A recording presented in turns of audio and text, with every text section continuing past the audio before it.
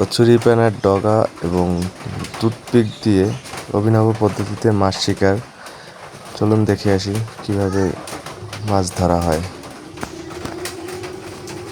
প্রথমেই ধান ক্ষেত থেকে ঘাস ফড়িং ধরা হচ্ছে, এরপরে বানানো হবে বড়শিগুলো। কচুরিপানার ডগাগুলো কেটে সাইজ করে বড়শিগুলো বানানো হচ্ছে টুথপিক দিয়ে। এইটা হচ্ছে আপনার সেই টুথপিক, যেটা যে পেয়ারা আমরা মাখা খাই না, সেইটা।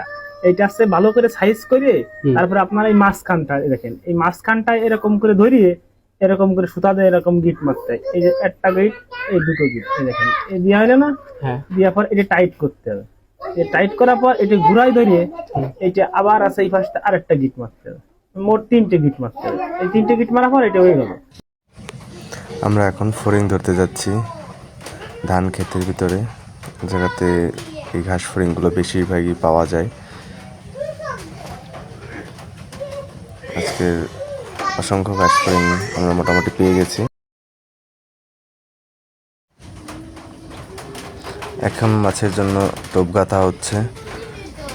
টোপ গাঁথা হয়ে গেলে আমরা মাছ ধরতে চলে যাব। বড়শিগুলোতে ঘাস ফড়িংয়ের টোপটা গাঁথা হচ্ছে। দেখুন কিভাবে আর কি টোপটা তৈরি করা হয়। এভাবে টুথপিকটাকে বাঁকা করে তার মাথায় ফড়িংটা আটকে দেওয়া হয় এবং যখনই মাছ এটা তার মুখের ভিতরে নিয়ে নেয় খাবার ভেবে, তখনই ভিতরে গিয়ে টুথপিকটা মেলে এবং বড়শির মতন আটকা পড়ে যায়।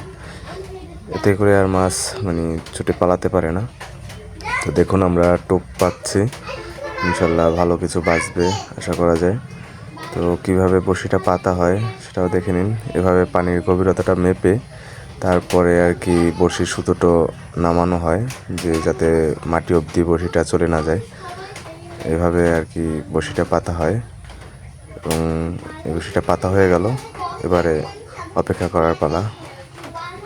তো অবশেষে আমরা আসলাম অনেক সময় পরে। বড়শিটা তুলে দেখবো আসলে কোনো মাছ বাজছে কিনা।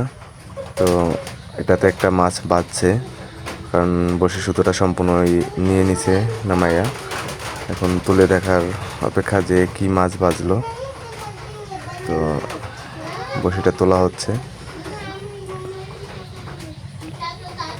খুব সম্ভবত একটা পুঁটি মাছ পাচ্ছে, চাইনিজ পুঁটি আমরা যেটাকে বলে থাকি। দেখা যাক মাছটা কিভাবে তোলা হচ্ছে। দেখুন আসলে বিলের ভিতরে শ্যাওলা প্রচুর থাকে, যার জন্য মূলত বড়শিতে মাছ বাজলে এগুলো শ্যাওলার সাথে পেঁচাইয়া যায়। এই যে দেখুন একটা পুঁটি মাছ ধরা পড়ছে, মাশাআল্লাহ খুব সুন্দর একটা পুঁটি মাছ। তো এভাবেই আসলে অনেক পুরনো পন্থায় এই মাছ ধরা হয় এরকমের বড়শি দিয়ে।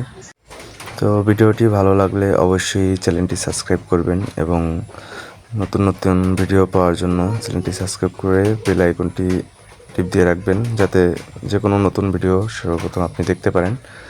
তো প্লিজ সবাই চ্যানেলটি সাবস্ক্রাইব করবেন। আল্লাহ হাফেজ।